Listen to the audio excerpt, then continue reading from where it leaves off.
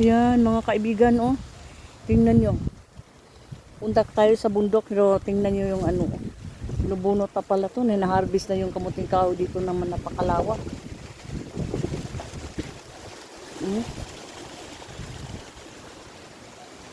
Malawak itong kamuting kahoy mula dito hanggang doon sa dulo. Lakas ng hangin.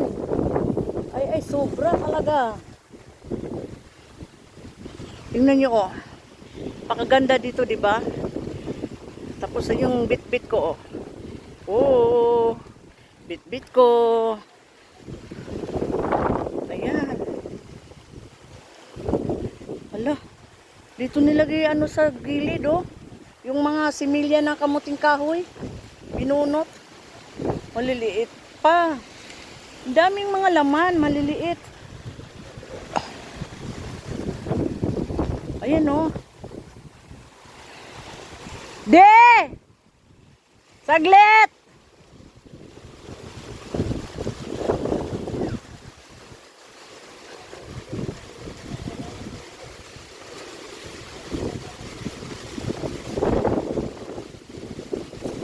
Di nandyan ba Sir Pipoy?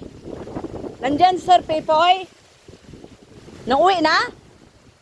Ay nakauwi na?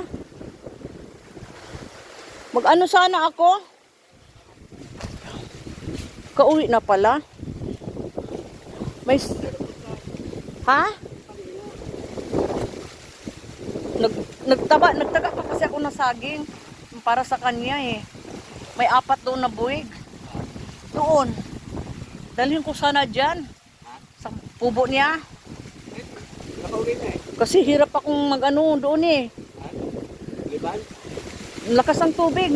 Kanina, hirap na akong pagpunta dito. Sa ilog. May kangga ka ba?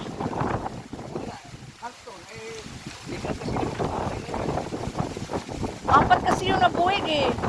May pakangga ka. Sana sa imuha, magbayad na ako. Magkano ba?